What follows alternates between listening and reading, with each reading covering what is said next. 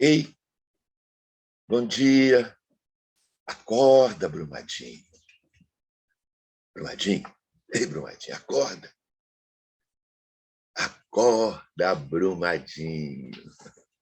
Bem-vindas, bem-vindos. Mais um Acorda, Brumadinho. Nessa manhã, a gente vai conversar com o Maurício. O Maurício ele já foi anunciado aqui no programa, porque há algumas semanas nós conversamos com a Patrícia Sabino e a Patrícia da Origem. E se vocês lembram, quem assistiu o programa vai falar que algumas coisas que eu perguntava para a Patrícia dizia: isso é coisa com o Maurício, isso é coisa com o Maurício. Então, a gente foi atrás do Maurício, né? Maurício de Araújo Lima, que é o parceiro da Patrícia na criação, na concepção da Origem, aquela fascinante fábrica de jogos. O Maurício é o responsável pelas pesquisas, né? E ele vai contar isso tudo para a gente agora. Eu vou achar ele aqui na nossa nuvem, na internet, e para a gente poder conversar, jogar a nossa conversa daqui para lá e de cá para lá. Oi, Maurício, cadê você? Vamos achar o Maurício aqui. Maurício. Ei, Maurício, bem-vindo. Bom dia, Adir. Bom dia. Acorda, Brumadinho, né? Acorda, Brumadinho. A gente tem que, todo dia, eu subo na montanha, lá em cima, e fico gritando: acorda, Brumadinho, porque é um gigante adormecido essa cidade. Sabe? É uma cidade muito bonita. Você conhece Brumadinho, sim, Maurício? Eu sou de Itaúna, que é uma cidade perto aí, mas não conhecia até que teve um Inhotim lá, né? Mas depois que tem um Inhotim, eu já fui algumas vezes. O Inhotim ajudou a divulgar a nossa cidade. É uma cidade bonita, viu? A cidade tem muita cachoeira, tem muita a beleza natural, apesar da destruição que acompanha, né, a nossa atividade minerária aqui. É uma cidade muito bacana. Mas muito obrigado por você estar aqui com a gente hoje e poder continuar um pouco mais a conversa que a gente conversou com a Patrícia, né? Eu acompanho o trabalho de vocês há muitos anos. Eu sou fascinado com os jogos. E acho que vocês fazem um trabalho que é de suma importância para todos nós, no resgate, né, Como é que você começou a entrar nessa história? Como é que os jogos entraram na sua vida?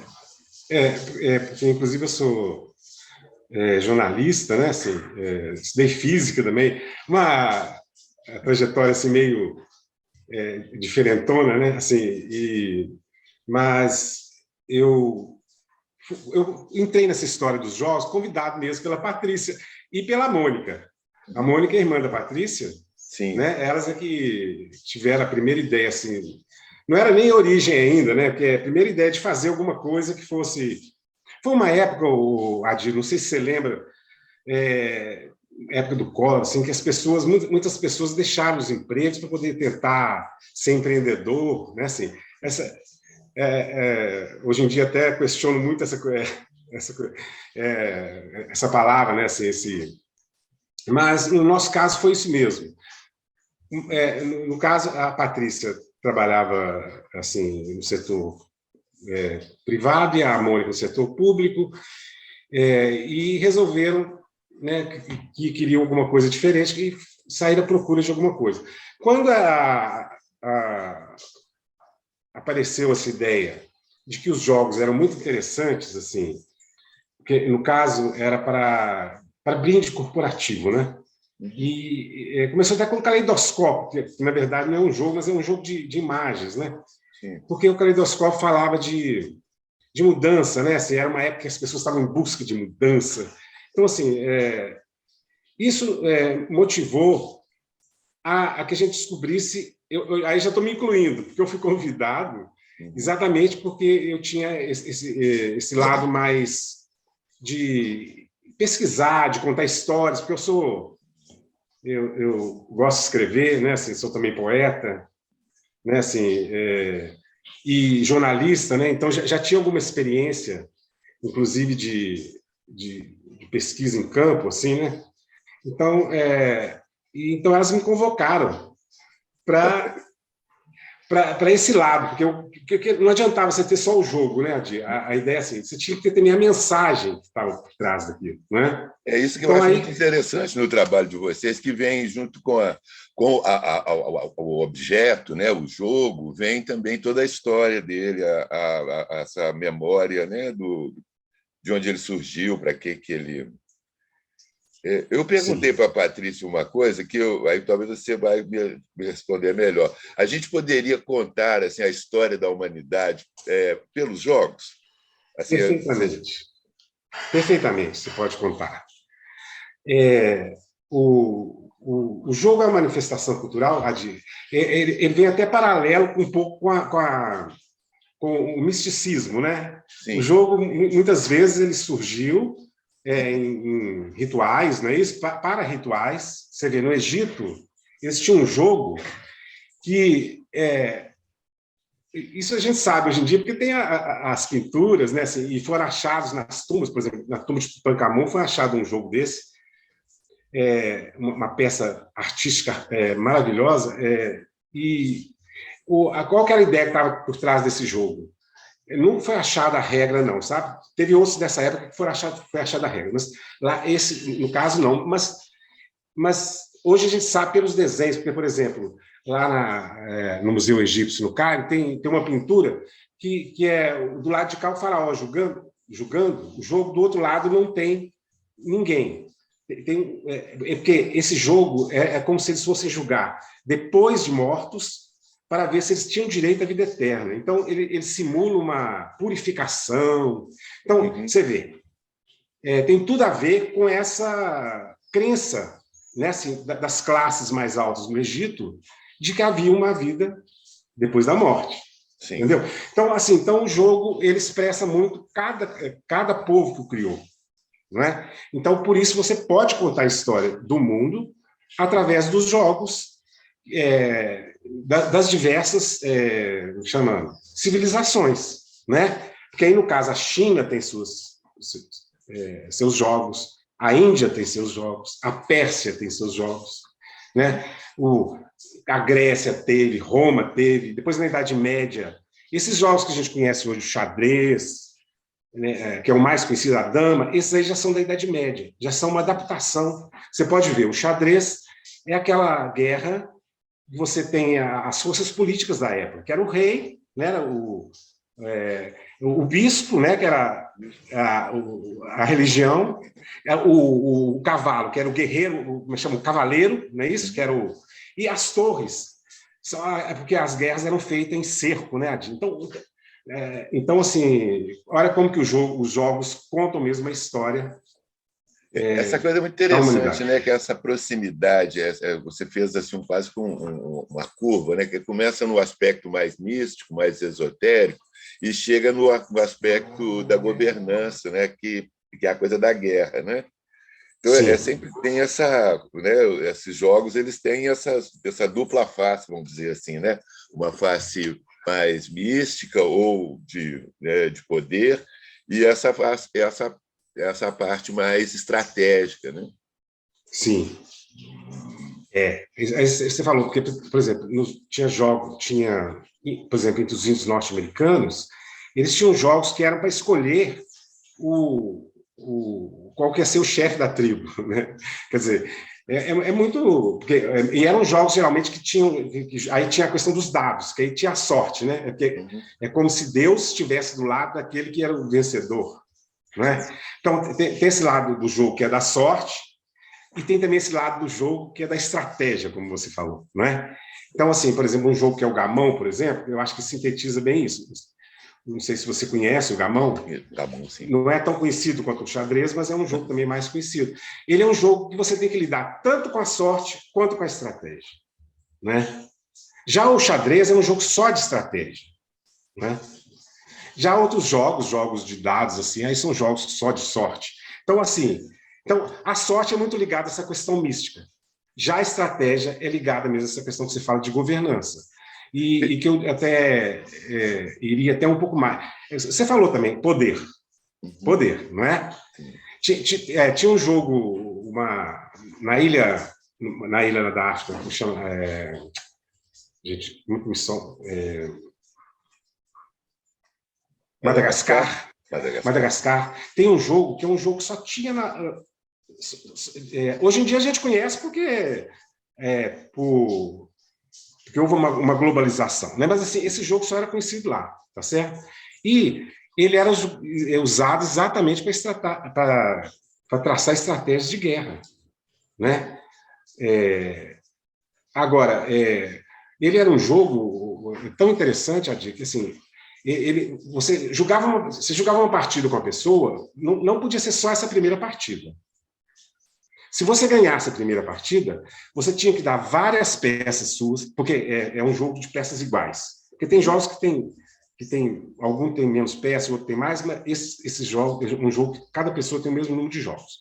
Então, se você ganhar da primeira vez com o mesmo número de jogos, na segunda partida, você tem que tirar algumas peças do seu jogo para você confirmar que você realmente é bom, entendeu? Ganhar com menos peças do que o adversário.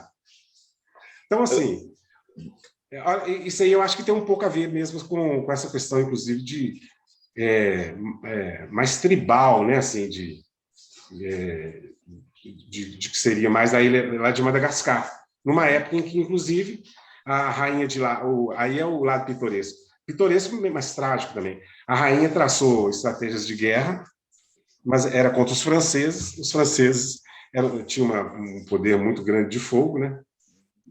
Então, assim, aí é um lado mais pitoresco da história.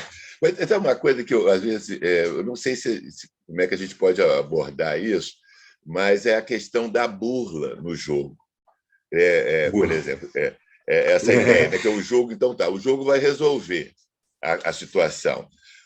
E aí tem aquele jogador que não respeita as regras do jogo. E isso, de uma certa maneira, passa a ser parte do jogo também, né? A gente vê isso muito no jogo de baralho. Olha aqui, eu tenho uma história muito muito interessante a respeito disso, porque eu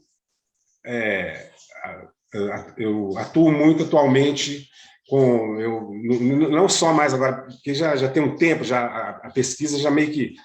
Hoje em dia já é outra coisa que eu estou trabalhando, né? Eu faço muitas oficinas, né, assim, com pessoas dinâmicas. E eu fui trabalhar para o Observatório da Diversidade Cultural, não sei se você conhece, num projeto deles de capacitação de produtores culturais, e por acaso participaram alguns jovens que estavam em clínica, né, de recuperação, né, de drogas e tal. Então, assim,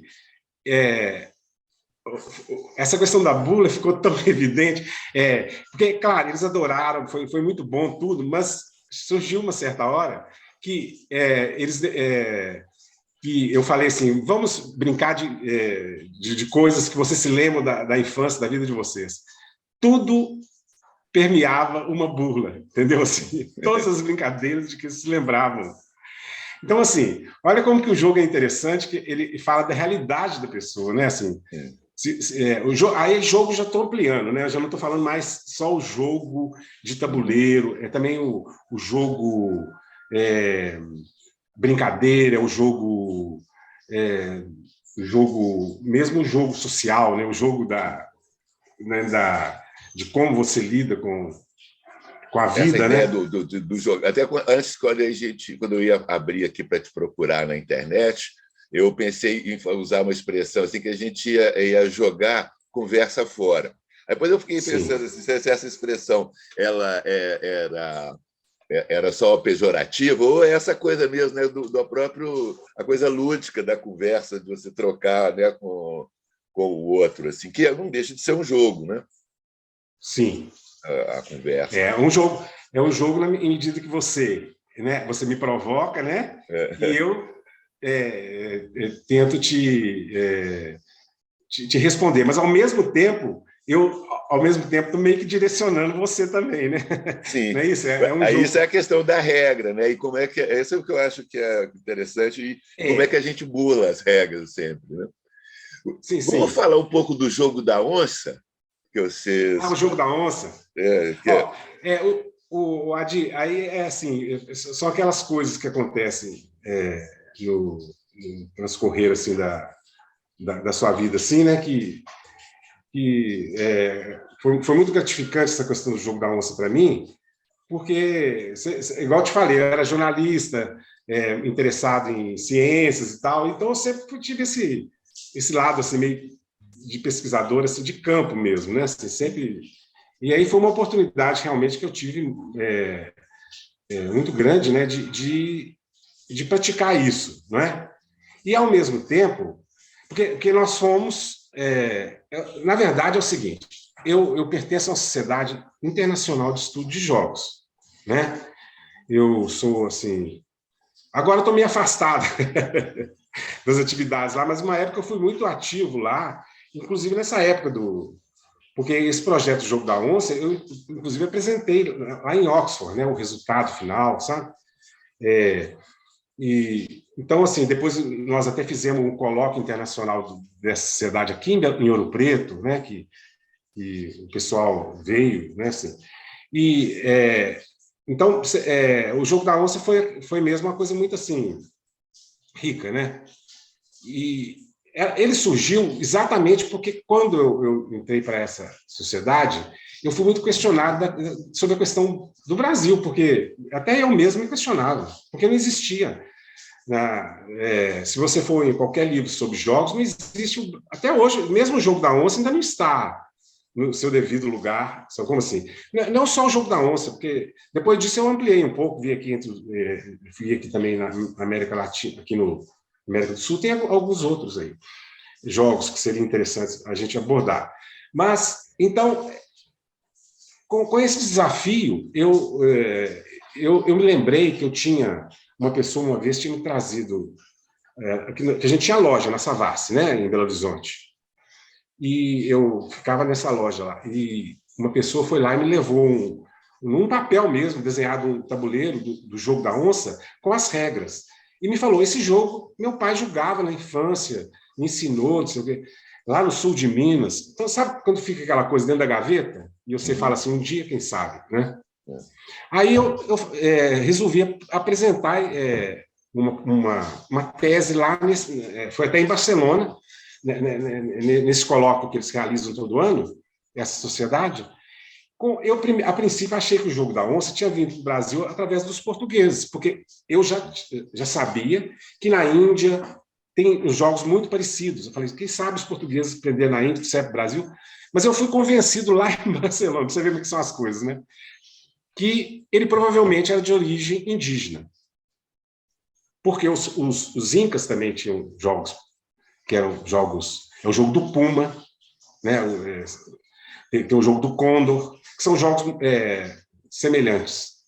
Então, eu retornei para o Brasil e resolvi fazer esse projeto. Nós aprovamos na Lei Rouanet, conseguimos que a Bosch patrocinasse, e nós, então, fomos realmente... Agora, você pensa bem, no Brasil nós temos mais de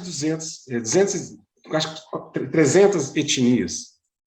Para você ver realmente... Assim, eu nunca achei que eu ia achar o Jogo da Onça, não, entendeu? Eu achei assim, eu vou fazer um projeto assim, em que eu vou pesquisar brinquedos, brincadeiras, jogos dos índios, para ver se existe alguma coisa dos índios brasileiros. Mas qual não foi minha surpresa? Que na segunda aldeia que a gente foi, um senhor muito mais velho lembrou, desenhou no chão. Agora, tem toda uma técnica, né? Você não pode induzir a pessoa. E isso tudo foi filmado. Nós temos tudo isso, porque tem um documentário que a gente fez a respeito, né? Que o projeto dava origem a isso, que você tinha que ter um produto, né? E foi um livro e um documentário que a gente doou para as escolas. Esse documentário está disponível, Maurício, assim, para as pessoas? Como é que as pessoas pena que na internet ele deu um problema e ele vai até certo ponto, sabe? Mas dá para ver muita coisa. Jogos indígenas do Brasil, tem por origem, porque existem também os jogos dos povos indígenas, que às vezes que é o tipo uma Olimpíada deles, que às vezes quando você procura na internet, você acha esses outros, mas eu acho que se colocar assim, ou então, mesmo se colocar meu nome, Maurício Ramos Lima, aí eu acho que acha no YouTube, dá para ver. Então, assim, onde que eu estava? Na primeira tribo, na segunda que nós fomos, o senhor lá lembrou, desenhou no chão e jogou comigo o jogo. Então, assim, confirmou, inclusive, a regra é a mesma, do mesmo jeitinho, porque os jogos têm muitas variedades, né, Adir? Inclusive a posição das peças, tudo era igual. Então, foi muito fantástico. E depois a gente ainda conseguiu confirmar no Acre e entre os índios guaranis de São Paulo. Olha só. Porque eu estava te falando, porque eles conheciam o jogo da onça. Mas, a princípio, nós ampliamos muito, nós procuramos várias coisas, mas que conseguimos achar que o jogo da onça, provavelmente, realmente, eles jogavam antes dos portugueses chegarem ao Brasil, porque são tribos completamente diferentes, né, são os Manchineri no Acre, os Bororo, né, muita gente fala Bororó, mas são os Bororo do Mato Grosso, e os Guarani. Esses daí nós confirmamos que realmente o pessoal conhece, sabe julgar, né? E agora, é isso, o jogo da onça, atualmente, eu até vi mesmo a Patrícia falando, eu sou muito, muito, muito feliz porque ele realmente entrou, você foi no YouTube mesmo, se você puser lá jogo da onça, você vai achar... Mas aí são professores de educação física ensinando as crianças a jogar, né? Tem, assim, milhares de... as escolas realmente adotaram essa ideia. E, agora, precisaria de mais pesquisa, sabe, Adir? A gente também... por exemplo, tem o Mancala também, e eu sei que ele foi trazido pelos africanos para o Brasil, porque o Câmara Cascudo descreveu esse jogo sendo jogado na Bahia. Né, assim? Agora, ele desapareceu. Quando uns colegas meus, eles são especialistas em Mancala, e eles pesquisam na África, eles estiveram aqui no Brasil exatamente para esse colóquio que eu te falei, eles foram lá, eu não pude ir, na época eu não estava podendo, mas a Patrícia foi com eles, no Recôncavo Baiano. E lá o pessoal atualmente joga damas, joga dominó, e não joga mais o Mancala. Porque eu acredito que seja um pouco também por causa dessa, talvez até dessa questão mesmo, como que a religião deles também era perseguida, né? As pessoas eles não deixavam, né, que as pessoas... Mas uma pesquisa disso seria interessante também, porque eu já tenho até notícia aqui, que algumas comunidades quilombolas do sul da Bahia jogam o Mancala de forma ancestral. Tem uma coisa no Mancala que são peças, tem peças de madeira diferentes, né? Uma vez eu fiquei pensando, assim, não sei se tem a ver, se é só um delírio meu, porque eu conheci um senhor que era um babalorixá, e que ele fazia o jogo não dos búzios, né, do opó, do jogo mais completo, assim, entre pedras, búzios e madeira. Sei. E a leitura que ele fazia, como ele não enxergava, era pelo som, né? Pelo som que as peças faziam ao cair, era a tradução que ele conseguia fazer, né? Isso é muito interessante, que o Mancala também tem isso, né? Um pouco, as peças são um pouco diferentes, não é? Não, o Mancala tem sim. O Mancala não é que são diferentes, não. O Mancala é um jogo que ele depende, por exemplo, os povos que são povos agrícolas, eles jogam o Mancala com sementes, né? Agora, os povos que, por exemplo, pescadores, jogam com conchas. Então, você entendeu? Agora, eles jogam fazendo igual a gente, você deve ter, não sei, você é bem mais novo que eu, mas eu jogava, como é que chama, bolinho de gude, jogava na terra, cavando, né? E lá na África eles jogam assim. Agora, na verdade, o Mancala, Adir, não é um jogo, ele é uma família de jogos.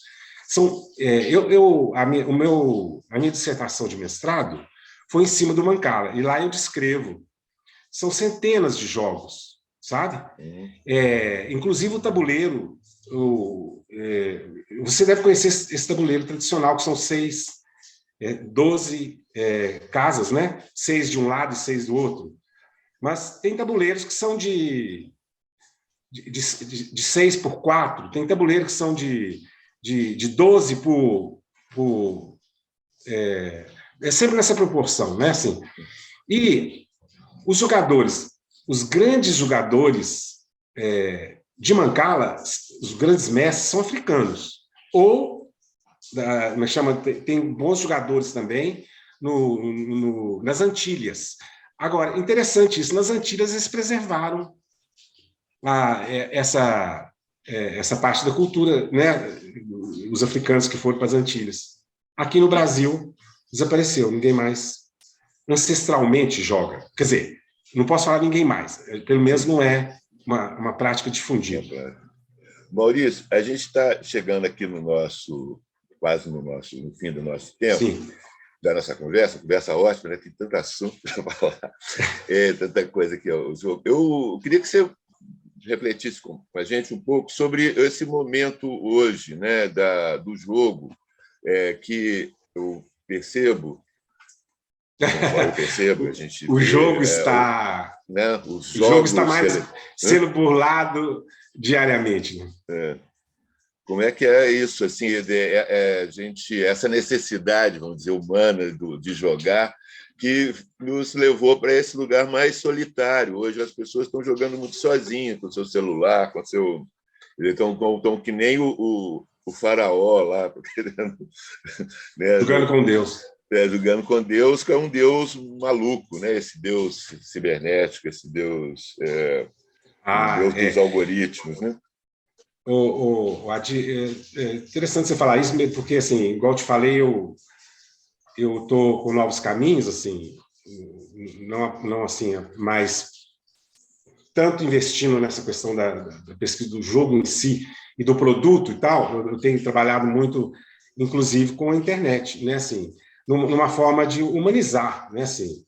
Eu tenho um grupo que a gente criou que chama EAD Humanizado, né, que assim, e eu tenho feito experimentos nesse sentido, entendeu? Assim, não só eu, é um grupo de pessoas, de pesquisadores, de pessoas interessadas no assunto, porque realmente eu vou falar uma coisa que é um pouco técnica, mas que talvez você tenha ouvido falar já do termo gamificação. Você já ouviu falar gamificação?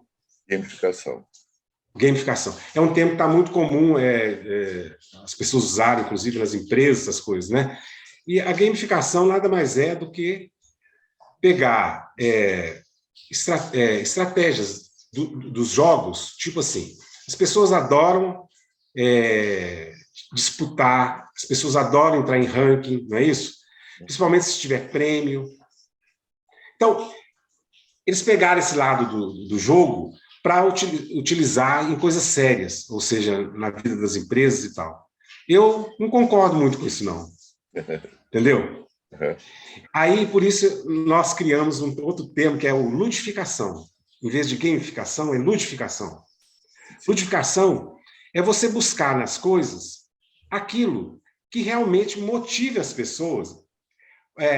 Então, a fazer aquilo sem interesse. O que é o jogo? O que é o brincar? O que é a brincadeira? O que é o maravilhoso disso? É que você faz pelo prazer de fazer. Uhum. Não é porque você vai ganhar nada, não é porque você vai aprender nada, tá certo? É claro que a gente pode utilizar isso aí em coisas, por exemplo, para ajudar, por exemplo, a educação à distância, por exemplo, ficar mais interessante. Tá certo? Uhum. Mas o lúdico, pelo lúdico, é que eu acho que vai solucionar isso aí. Porque essa questão dos games serem solitários, muitas vezes violentos hoje em dia, eu acho que os games estão na idade da pedra, comparados com esses outros tipos de jogos. Sim. Porque esses a jogos... maioria dos games são extremamente violentos, né? Violentos, são apenas habilidade. manual, tá certo? Eles não têm esse outro lado que você falou que é maravilhoso, que é a estratégia. Não é assim? Quer dizer, tem. Eu estou mentindo. Tem, sim, sabe, Adi? Mas são poucos. Os que realmente estão... aí entra essa questão mesmo também do neoliberalismo. Aí seria um assunto que a gente teria que ter mais tempo para a gente discutir, inclusive de política, que nós estamos num momento terrível da história da humanidade, não é isso? Assim, com a ascensão desses extremos, né, desses extremismos de direita, né? Então, assim, é uma situação interessante, complexa. Você falando assim, eu tendo a crer hoje que o lado positivo desse nosso momento é que a gente está conseguindo visualizar melhor essas forças que estavam, acho que são da humanidade mesmo, elas sempre estiveram aí, essas forças assim, maléficas, né? Sim. O lado, você tem razão. Esse lado terrível, excludente. Ele sempre teve. Ele tem, às vezes, ele tem maior visibilidade, menor visibilidade. Nesse momento, ele está tendo uma grande visibilidade, né? E que, se por um lado, e porque ele está presente, mas também está nos ajudando a vê-lo, né? A gente vê esse lado, assim, olha, isso existe. Sim, e muitos jogos têm esse lado, né? O lado oculto também, não tem? O lado você tem que derrotar o mal. Com certeza. Com certeza. Ainda é uma motivação, né? Ainda é uma motivação. O desafio, vamos derrotar o mal.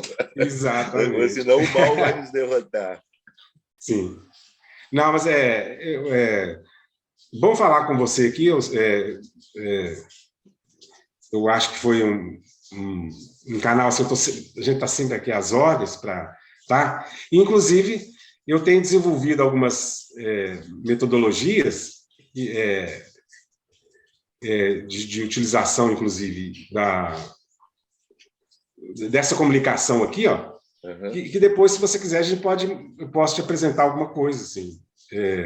Olha, fantástico. Eu tenho feito. Eu acho que a gente precisa esse momento, tanto do mal quanto do momento da pandemia, né, fez com que a gente se apropriasse mais dessas ferramentas, e elas precisam realmente ser melhor desenvolvidas para que a gente possa tirar delas o melhor proveito, né? Eu acho, sim, porque isso foi meio que imposto para a gente aí, né, nesses últimos anos, né, Adi? Mas assim, nós ainda estamos começando a utilização, né? Sim. Eu acho que cabe a gente realmente pensar soluções, porque também não adianta a gente ficar só apontando os problemas, né? Igual você falou aí. Ainda bem que nós estamos tendo consciência de que existe isso, porque a partir da hora que a gente tem consciência, a gente sabe também como que a gente vai fazer para poder combater, não é? Tá certo? Aí, e no sentido desse aí do game realmente, do jogo aí ser solitário, do quanto que o jogo de tabuleiro era mais socializável, né? Fazia o contato entre as pessoas, não só o jogo de tabuleiro, mesmo o jogo, esse outro que eu ampliei aí da brincadeira, né? O jogo, ele sempre tem esse lado de poder envolver grupos, não é isso? Porque os jogos têm essa vantagem, você tem jogos para todo tipo de coisa, né? Desde porque o jogo solitário também tem seu lugar, Adi. É quando a pessoa, por exemplo, está doente, né? A pessoa está, né, assim, num estado em que ela está se resguardando. Então, às vezes, um jogo desse pode ser também uma boa prática, porque mantém você, sua mente funcionando, não é isso? Não é assim? O encontro consigo mesmo, né? Talvez assim. Exatamente. Agora, tem jogo também que é para você jogar com outra pessoa, tem jogos que é para você jogar com um grupo, não é?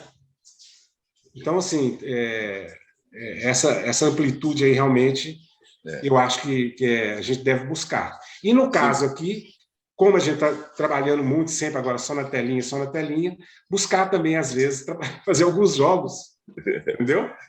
Que a gente possa aproveitar melhor essa ferramenta. Ô, Maurício, olha, muito obrigado. A gente vai conversar mais sobre isso. Me provoque também, nos provoque aqui com as suas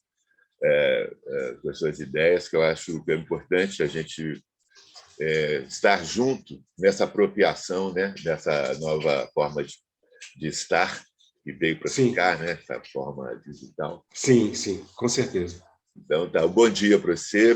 Foi ótimo falar aqui. As pessoas, quem quiser, embaixo do vídeo vai estar o endereço da Origem, né, o Instagram da Origem, o Facebook da Origem. Vocês podem entrar em contato direto com o Maurício, também com a Patrícia, fazer as suas encomendas, os jogos. O produto da loja Origem são jogos maravilhosos, muito bonitos. Isso aí é com a Patrícia. Você falou no começo que ela falava, é com o Maurício. Isso é com a Patrícia. Isso é com a Patrícia. Vocês ficam jogando para o outro. A responsabilidade. Isso aí, Adi. Bacana demais. E para você que chegou aqui agora no programa, por favor, se inscreva. Vai lá, dá o like. A gente precisa educar esses algoritmos para eles jogarem a nosso favor. E para sempre que alguém quiser saber de um assunto interessante, falar, acordar Brumadinho, nos achar aí na internet. Até lá, até outra conversa.